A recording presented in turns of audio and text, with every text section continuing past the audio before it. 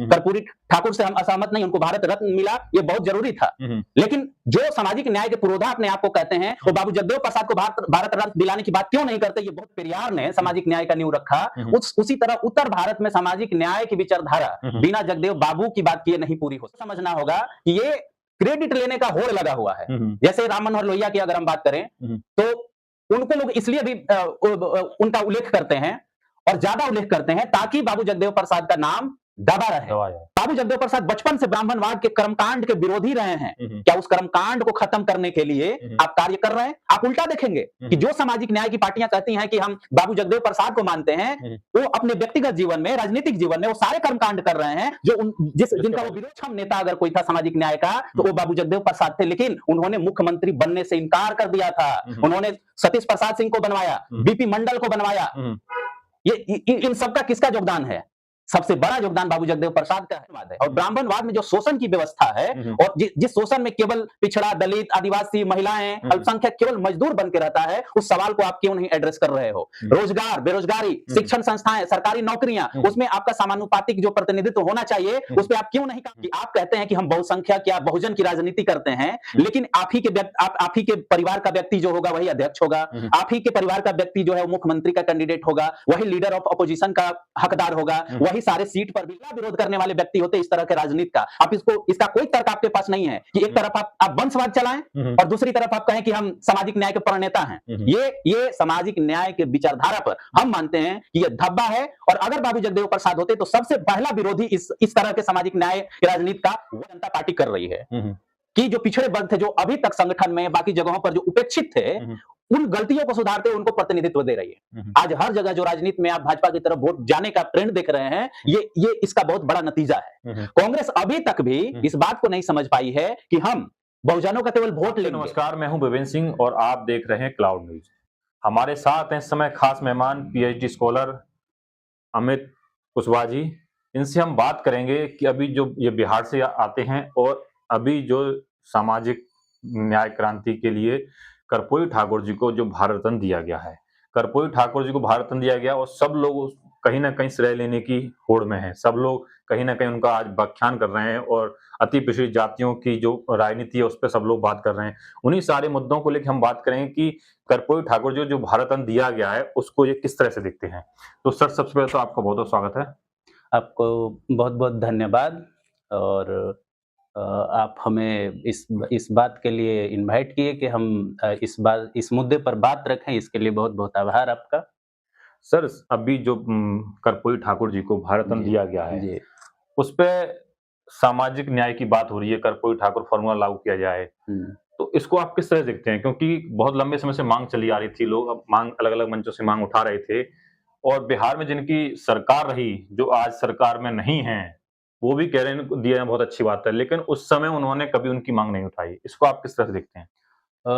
देखिए, ये निश्चित तौर पर अगर हम कहें कि बिहार के पूर्व मुख्यमंत्री श्री कर्पूरी ठाकुर का जो बैकग्राउंड था, जिस बैकग्राउंड से वो आते हैं और जिस स्ट्रगल के द्वारा उन्होंने मुख्यमंत्री का पद संभाला और आरक्षण लागू किया, जो उस समय कहा जाता था मुंगेरी लाल कमीशन का जो गठन हुआ था, खास करके वो कांग्रेस की सरकार थी जब वो गठन हुआ था, और उसको लागू करने का श्रेय उनको जाता है। आरक्षण पहली बार कहीं अगर सफलता पूर्वक लागू हुआ तो बिहार था, और इसलिए कहा जाता है कि सामाजिक न्याय में बहुत बड़ा उनका योगदान है। लेकिन यहाँ पे ये समझना होगा और ये जानना होगा, इस बिंदु को लोग आज जो डिस्कोर्स चल रहा है भारत रत्न के बाद, या ये बात कहने का कि कर्पूरी ठाकुर ही केवल सामाजिक न्याय के योद्धा हैं, इससे पहले आपको बैकग्राउंड में जाना होगा।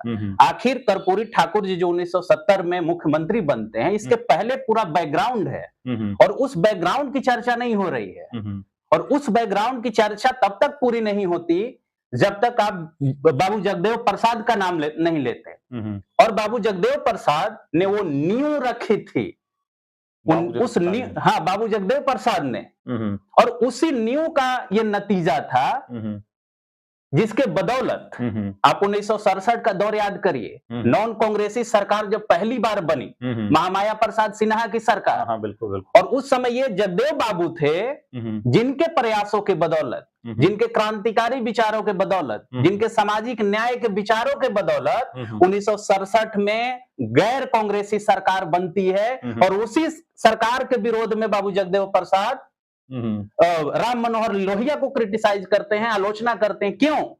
मैं बताना चाहता हूं जो ऐतिहासिक परिप्रेक्ष्य मैं है। यहाँ से रुकना, आपने कहा कि राम मनोहर लोहिया क्रिटिसाइज करते हैं, लेकिन आज हम देखते हैं जो आज की राजनीति में और खासकर मैं बिहार में भी जी, बाबू जगदेव प्रसाद जी की, जैसे आपने बात की, नीम बाबू जगदेव प्रसाद जी रखी, लेकिन बाबू जगदेव प्रसाद जी का नाम तो मैं लेते हुए नहीं देखा बिहार की राजनीति में, खास बात कर रहा हूँ। जब कभी जयंती पे या उनको लिए आज आप बता रहे हैं, कह रहे बता रहे हैं, लेकिन लोहिया जी का नाम लिया जाता है। लोहिया जी को ये बात हमने भी पढ़ी है कि उन्होंने क्रिटिसाइज किया है, लेकिन क्या वजह है कि बाबू जगदेव प्रसाद जी का नाम नहीं लेते, लोग लोहिया की बात करते हैं? पहली बात तो मैं आपको ये बताऊं कि ये बहुत ही दुर्भाग्यपूर्ण है। पहली बात कि ये बहुत दुर्भाग्यपूर्ण है कि जिस व्यक्ति ने बिहार में या पूरे देश में सामाजिक न्याय का नींव रखा, जिस व्यक्ति ने, जैसे जिस तरह से दक्षिण भारत में पेरियार ने सामाजिक न्याय का नींव रखा, उसी तरह उत्तर भारत में सामाजिक न्याय की विचारधारा बिना जगदेव बाबू की बात किए नहीं पूरी हो सकती। दूसरी बात ये भी आपको समझना होगा कि ये क्रेडिट लेने का होड़ लगा हुआ है।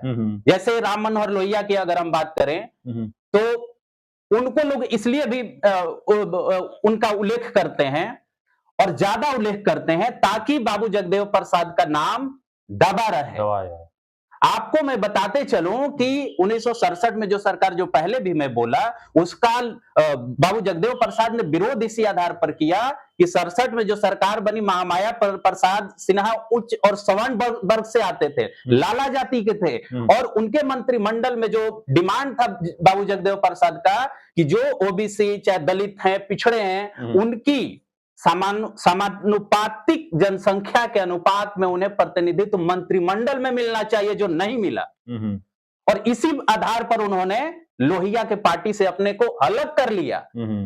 तीसरी बात जो सबसे इंपॉर्टेंट है कि बाबू जगदेव प्रसाद ब्राह्मणवादी शक्तियों को और खास करके सामाजिक न्याय के राजनीति में जो एक गलत ट्रेंड डेवलप हुआ परिवारवादी पार्टियों का, वो बाबू जगदेव प्रसाद का नाम नहीं लेना चाहती, उनके नाम को दबाना चाहती हैं। अगर दबाना नहीं चाहती तो बताइए पूरे बिहार और उत्तर भारत में सामाजिक न्याय की बात बाबू जगदेव प्रसाद के बिना कैसे हो सकती है?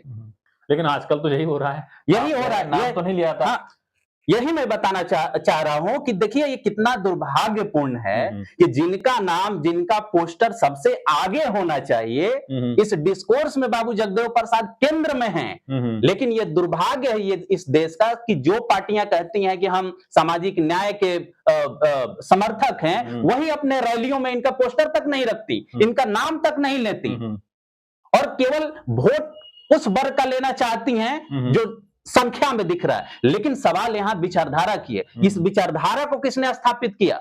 सबसे पहले अगर बिहार में गैर सवर्ण अगर मुख्यमंत्री बना सतीश प्रसाद सिंह कुशवाहा, उसके बाद बीपी मंडल बने। यह भी दुर्भाग्यपूर्ण है कि उस समय सबसे सक्षम नेता अगर कोई था सामाजिक न्याय का तो वो बाबू जगदेव प्रसाद थे, लेकिन उन्होंने मुख्यमंत्री बनने से इनकार कर दिया था। उन्होंने सतीश प्रसाद सिंह को बनवाया, बीपी मंडल को बनवाया। ये इन सब का किसका योगदान है? सबसे बड़ा योगदान बाबू जगदेव प्रसाद का है। बीपी मंडल की सरकार में ये उप मुख्यमंत्री बने, बहुत कम लोगों को ये जानकारी है। ये उनकी लड़ाई थी जिसकी वजह से गैर सवर्ण बिहार में सत्ता में आए, लेकिन कोई इनका नाम नहीं लेता है। सामाजिक न्याय की बात होती है तो आजकल के नेताओं का नाम जोड़ दिया जाता है। कर्पूरी ठाकुर से हम असहमत नहीं, उनको भारत रत्न मिला, ये बहुत जरूरी था, लेकिन जो सामाजिक न्याय के पुरोधा अपने आप को कहते हैं वो बाबू जगदेव प्रसाद को भारत रत्न दिलाने की बात क्यों नहीं करते? ये बहुत बड़ा सवाल है। आपने कहा भारत रत्न दिलाने की बात नहीं करते जी, भारत रत्न तो कहा जाए कि अभी वहां तक नाम ही है, लेकिन जो आज बिहार में राजनीति कर रहे हैं, जहां तक कि मेरी जानकारी जो है जी, जो है वो कहीं ना कहीं बाबू जगदेव प्रसाद के मिशन मूवमेंट से ही निकले हुए लोग हैं। चाहे लालू प्रसाद यादव की बात कर लो, और कहीं ना कहीं नीतीश कुमार जी भी वहीं से। और जब से उन्होंने आंदोलन खड़ा किया बिहार में, तब से बिहार में कोई भी सवर्ण कोई मुख्यमंत्री अभी तक नहीं बना है। लेकिन ऐसा क्या वजह रह जाती है कि बाबू जगदेव प्रसाद जी को बिल्कुल ही मतलब कहीं अभी जैसे तेजस्वी यादव जी की रैली हुई उसमें भी जन विश्वास, उसमें कहीं कोई नाम लेने वाला नहीं था, किसी ने उनका नाम नहीं लिया, और जिसकी आज वो बात कर रहे हैं कि ये हमने किया वो किया, उनका नाम नहीं लेते लोग, उनकी बात नहीं करते। कहीं उनके हमने देखा कि उनके रैली में कहीं भी उनका फोटो नहीं था। ऐसा क्यों इग्नोर किया जाता है, क्या वजह? जबकि आप कह रहे हैं उन्होंने आपने कहा कि वही जनक हैं, वही नियम भी उन्होंने डाली, नियम डालने वाले को ही क्यों इग्नोर किया जा रहा है? देखिए, जहां तक हमको लगता है, ये जो सामाजिक न्याय की विचारधारा बाबू जगदेव प्रसाद ने शुरू की, जिसमें उन्होंने कहा कि भाई इस देश में 90% शोषित लोग हैं और शोषितों ने ललकारा है, धरती गगन और राजपाट में 90 भाग हमारा है। इस विचारधारा का ये भटकाव है। इस विचारधारा के सामाजिक न्याय के जो विचारधारा बाबू जगदेव प्रसाद ने दिया, उस विचारधारा का ये भटकाव है। और जो सामाजिक न्याय की पार्टियां हैं, उनको ये लगता है कि हम वैसे वर्गों को भी जो शोषक रहा है, शोषक वर्गों को हम अपने लिए वोट बैंक की राजनीति के लिए मिला के हम सामाजिक न्याय सुनिश्चित कर सकते हैं। यह इनकी गलतफहमी है। और मैं फिर वही बात कर रहा हूं कि वोट की लालच है, जबकि ये वर्ग, जिस वर्ग के लिए ये जगदेव प्रसाद के विचारधारा को तिलांजलि दे रहे हैं, ये वर्ग इन्हें वोट भी नहीं देता है। पहला कारण, वोट भी नहीं देता, फिर भी उनके ये पीछे पड़े हुए हैं। मैं ये मानता हूं कि जगदेव प्रसाद की जो विचारधारा थी सामाजिक न्याय की, उससे ये भटकाव है।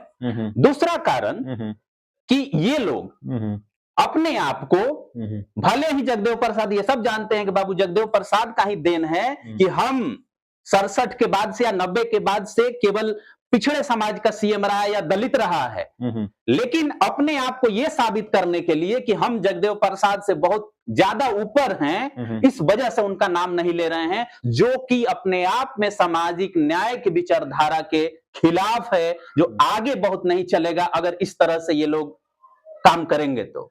जैसा कि आपने कहा कि जिस बाबू जगदेव प्रसाद जी की विचारधारा तिलांजलि जिस वर्ग के लिए दे रहे हैं, वो वर्ग इन्हें वोट नहीं देता है।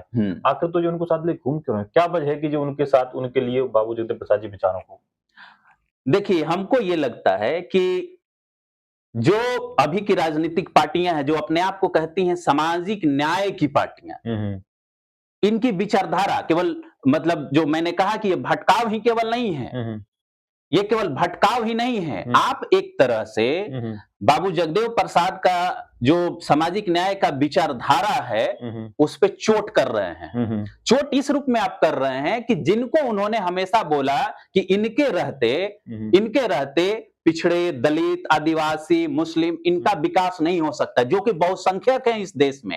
अगर आप उसको मिलाने की कोशिश कर रहे हैं या दिखाने की कोशिश कर रहे हैं, जैसे अभी कहा जा रहा है कि हम किसी राजनीतिक पार्टी का नाम नहीं लेंगे, लेकिन वो कहते ये हैं कि भाई हम सामाजिक न्याय की पार्टी हैं, हम सबके लिए वो करते हैं। लेकिन आपको ये बात बताना होगा कि बाबू जगदेव प्रसाद जब ये सवाल उठाते हैं कि धरती, धन और राजपाट में 90 भाग हमारा है, भाई हम इन राजनीतिक पार्टियों से ये सवाल पूछना चाहते हैं कि ठीक है, आप सबको लेके चलो, लेकिन जो बाबू जगदेव प्रसाद ने सवाल उठाया कि जो ब्राह्मणवाद है, और ब्राह्मणवाद में जो शोषण की व्यवस्था है, और जिस शोषण में केवल पिछड़ा, दलित, आदिवासी, महिलाएं, अल्पसंख्यक केवल मजदूर बन के रहता है, उस सवाल को आप क्यों नहीं एड्रेस कर रहे हो? रोजगार, बेरोजगारी, शिक्षण संस्थाएं, सरकारी नौकरियां, उसमें आपका समानुपातिक जो प्रतिनिधित्व होना चाहिए, उस पर आप क्यों नहीं काम कर रहे हैं? तो कहने का मतलब यह है कि ये सतही राजनीति कर रहे हैं और केवल ये देख रहे हैं और सत्ता की राजनीति कर रहे हैं कि हमको अगले का भी वोट मिल जाएगा, और अगले का वोट मिल जाएगा और नारा हम केवल सामाजिक न्याय का देंगे तो उनका भी वोट मिलेगा। सत्ता में आने के बाद पिछड़े वर्गों के लिए, सामाजिक न्याय के लिए ये काम नहीं कर रहे हैं। जैसा कि आपने कहा पिछड़े वर्गों के लिए काम नहीं कर रहे हैं जी। आपने कहा कि बाबू जगदेव प्रसाद जी ने मुख्यमंत्री बनने से मना कर दिया था। जी। लेकिन सामाजिक न्याय की जो बात, बाबू जगदेव प्रसाद जी जो आज परिवारवाद की पार्टियां हैं, बाबू जगदेव प्रसाद जी ने उस समय 2 बार पार्टी का गठन किया था, जहां तक मेरे को नॉलेज है। वो एक बार भी अपनी पार्टी का अध्यक्ष नहीं रहे, मुख्यमंत्री बनने से ही इनकार कर दिया। जो उनकी उस समय जो 100 में 90 शोषित की जो आप बात कर रहे हैं, शोषितों के लिए, तो उनकी एक लोकतांत्रिक विचारधारा थी कि वो संविधान के अनुसार वो सबकी हिस्सेदारी सुनिश्चित बात करते थे। लेकिन आज जो मैं देख रहा हूँ कि घर में ही सब मुख्यमंत्री बने जा रहे हैं, घर के लोग ही प्रमोट हुए जा रहे हैं। ऐसा क्यों? और जबकि ये सामाजिक न्याय की बात करते हैं। देखिए, ये बहुत बड़ा आपने सवाल उठाया है, और ये सवाल मतलब ये एक ऐसा सवाल है जिसपे सामाजिक न्याय के जो अपने आप को नेता मानते हैं, प्रणेता मानते हैं, इस पर बोलने से बचते हैं। इस पर बोलने से बचते हैं। जैसा कि आपने बताया कि उन्होंने शोषित समाज दल या जो भी दल उन्होंने बनाया, कभी अपने उसके अध्यक्ष नहीं रहे, सर्वे सर्वा नहीं रहे। दूसरी बात कि अभी के पार्टियों में जो परिवारवाद का सवाल आपने उठाया, ये निश्चित तौर पर बाबू जगदेव प्रसाद के सामाजिक न्याय की विचारधारा, उन्हीं की विचारधारा नहीं, जो भी सामाजिक न्याय के इस विचारधारा की लड़ाई में शामिल रहे हैं, उनके इस विचारधारा के ये खिलाफ है। और ये बात जो लोग सामाजिक न्याय पर लिख रहे हैं या जो लोग बोल रहे हैं, वो भी इस चीज को उठा रहे हैं कि भाई ये कैसा सामाजिक न्याय है कि आप कहते हैं कि हम बहुसंख्यक या बहुजन की राजनीति करते हैं, लेकिन आप ही के परिवार का व्यक्ति जो होगा वही अध्यक्ष होगा, आप ही के परिवार का व्यक्ति जो है वो मुख्यमंत्री का कैंडिडेट होगा, वही लीडर ऑफ अपोजिशन का हकदार होगा, वही सारे सीट पर भी लड़ेगा। यही नहीं, वह परिवार, और प्लस दूसरी बात ये कि एक तरफ आप कहते हैं सामाजिक न्याय, एक तरफ कहते हैं कि हम सबकी पार्टी हैं, लेकिन आप ही के पार्टी में, आपके पार्टियों में उन सारे वर्गों का प्रतिनिधित्व नहीं है जो बहुसंख्यक कहलाते हैं। भाई ये दो तरफा, दो मुहा या गिरगिट वाला जो रूप आपका है राजनीति करने का, वो कहीं से अगर बाबू जगदेव प्रसाद रहते तो सबसे पहला विरोध करने वाले व्यक्ति होते इस तरह के राजनीति का। आप इसका कोई तर्क आपके पास नहीं है कि एक तरफ आप वंशवाद चलाएं और दूसरी तरफ आप कहें कि हम सामाजिक न्याय के प्रणेता हैं। ये सामाजिक न्याय के विचारधारा पर हम मानते हैं कि ये धब्बा है, और अगर बाबू जगदेव प्रसाद होते तो सबसे पहला विरोधी इस तरह के सामाजिक न्याय के राजनीति का वही होते। जैसा कि आपने कहा कि धब्बा है जी, और अगर आज बाबू जगदेव प्रसाद जी होते तो सबसे पहले वही विरोध करते जी। तो आपके हिसाब से आज की राजनीति में जो सामाजिक न्याय की क्या परिभाषा होनी? देखिए, सामाजिक न्याय की हमारे हिसाब से, और जो मेरा अध्ययन है बाबू जगदेव प्रसाद पर, जो उनका लिटरेचर है, हालांकि बहुत कम इस पर लेखनी है, एक साजिश की तरह उस लेखनी को रोका भी गया है। तो मेरे हिसाब से सामाजिक न्याय की परिभाषा ये होनी चाहिए कि अगर हम राजनीतिक पार्टियों की बात करें, क्योंकि राजनीतिक पार्टियों की हम बात कर रहे हैं, तो राजनीतिक पार्टियां केवल ये नारा नहीं दें कि धरती और राजपाट में 90 भाग केवल हमारा है, केवल नारा नहीं, ये आपके पार्टी के अंदर के लोकतंत्र पर, आपके संगठन पर, आपकी कार्य प्रणाली पर भी लागू होना चाहिए। उसमें भी जिस वर्ग के लिए, जिस बहुजन के लिए आप कह रहे हैं कि हम सामाजिक न्याय, हम 90% हैं, हम बहुजन हैं, क्या आपके संगठन में वो दिखता है? दिखता है कि नहीं दिखता है? इसके साथ साथ दूसरी जो परिभाषा का आप कहें विशेषता होगी, वो ये कि अगर आप शासन चला रहे हैं तो शासन चलाने में क्या बाबू जगदेव प्रसाद की विचारधारा को आप लागू कर रहे हैं, लागू कर रहे हैं या नहीं लागू कर रहे हैं? अब इसका एक एग्जांपल आप उठा के देखें कि भाई मान लीजिए बाबू जगदेव प्रसाद का बात कर रहे हैं, और एक आप आंकड़ा उठा के देखिए कि जो नौकरशाही है इस देश में, इसमें बहुजनों का क्या प्रतिनिधित्व है? केंद्रीय विश्वविद्यालयों में अपॉइंटमेंट्स जो होते हैं, उसमें वाइस चांसलर जो होते हैं, उसमें उनका क्या प्रतिनिधित्व है? तीसरी बात कि बाबू जगदेव प्रसाद बचपन से ब्राह्मणवाद के कर्मकांड के विरोधी रहे हैं, क्या उस कर्मकांड को खत्म करने के लिए आप कार्य कर रहे हैं? आप उल्टा देखेंगे कि जो सामाजिक न्याय की पार्टियां कहती हैं कि हम बाबू जगदेव प्रसाद को मानते हैं, वो अपने व्यक्तिगत जीवन में, राजनीतिक जीवन में वो सारे कर्मकांड कर रहे हैं जो जिनका वो विरोध करते थे। तो सामाजिक न्याय की उनकी परिभाषा एक ये वैश्विक दृष्टि है। आपको ये भी बताएं कि उनके इस दृष्टिकोण को बिहार का लेनिन भी कहा जाता है, और उनकी एक विश्व दृष्टि थी। लेकिन ये दुर्भाग्य है कि उनको मानने वाले ही उनके विश्व दृष्टि को न समझ के केवल एक जात और एक क्षेत्र और एक राज्य का नेता बना करके छोड़े हुए हैं, जबकि उनकी दृष्टि वैश्विक दृष्टि है। जब तक आप उनके वैश्विक दृष्टि पर काम नहीं करते हैं तो कैसा सामाजिक न्याय की राजनीति? जैसा कि आपने कहा, एक क्षेत्र की और एक जात की नेता होना।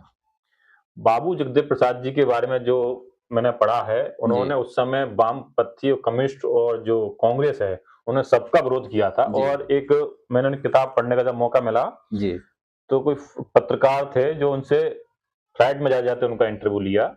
मैंने पढ़ा है, विदेशी पत्रकार, विदेशी पत्रकार में नाम उनका मुझे याद नहीं है जी। तो उन्होंने जब उनसे पूछा, कहा कि कम्युनिस्ट और जो वामपंथी जो हैं, जो दोनों एक ही हैं, इसको आप किस तरह से देखते हैं आज की वर्तमान राजनीति में?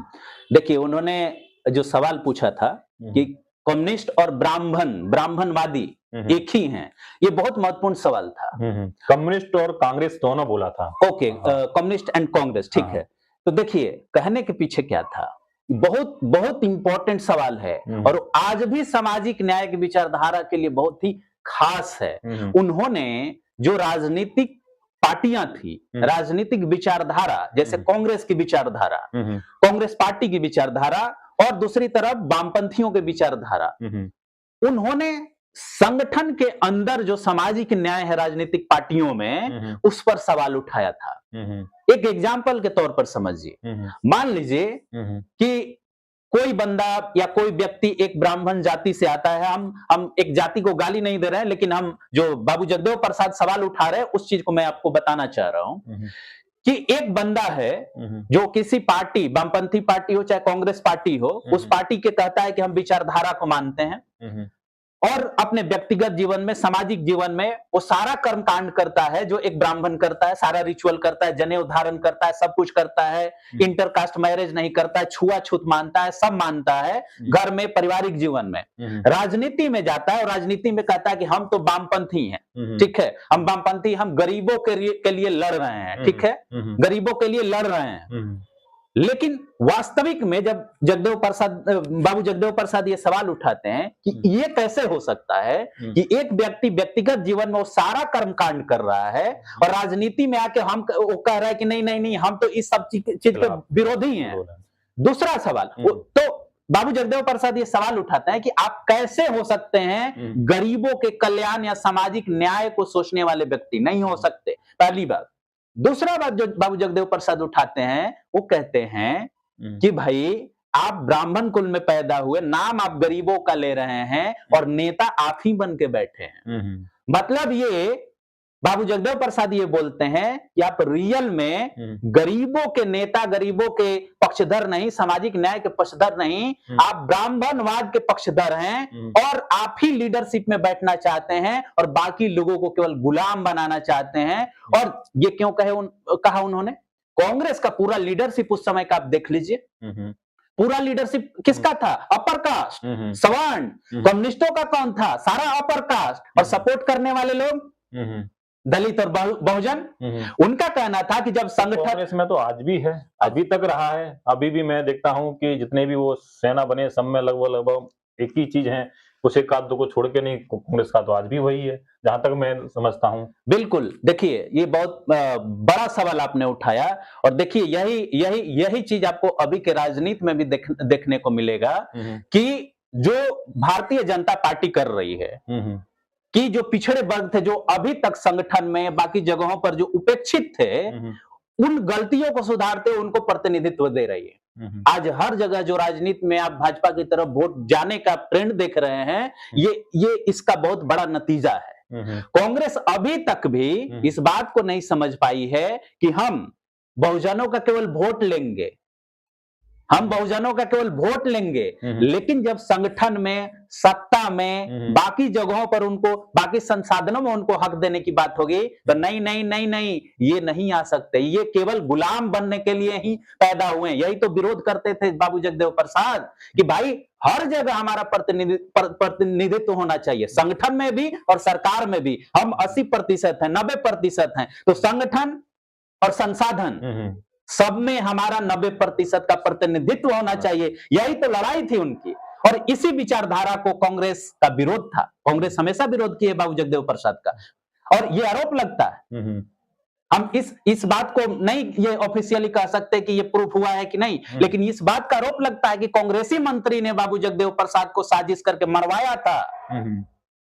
क्यों? क्योंकि वो उनके सत्ता के खिलाफ, उनके इस शोषण के खिलाफ आवाज उठाते थे। वो बहुत बड़ा उनके लिए खतरा थे, ब्राह्मणवाद के लिए खतरा थे।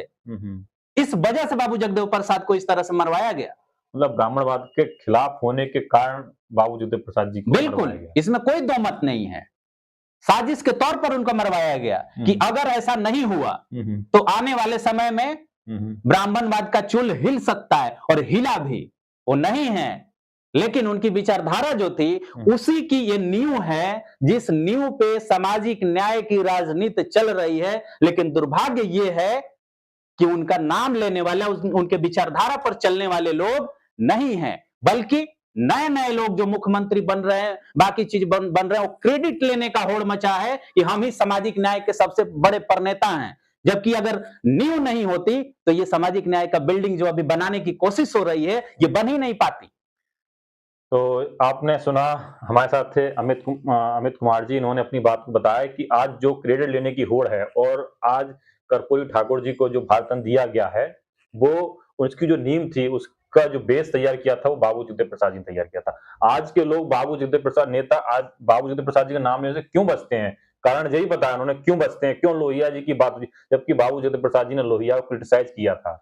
लोग लोहिया जी का नाम तो लेते हैं, बाबू जगदेव प्रसाद जी नाम। आज बिहार में ही इतनी बड़ी समाजवाद की राजनीति, सामाजिक की राजनीति होती है, लेकिन बाबू जगदेव प्रसाद जी का लोग नाम नहीं लेते। आप लोगों की क्या राय इस वीडियो के लिए? आप अपनी राय हमें कमेंट बॉक्स में जरूर बताइएगा। धन्यवाद। लेटेस्ट अपडेट पाने के लिए हमारे चैनल क्लाउड न्यूज को अभी लाइक करें, सब्सक्राइब करें और बेल आइकन दबाना बिल्कुल ना भूलें।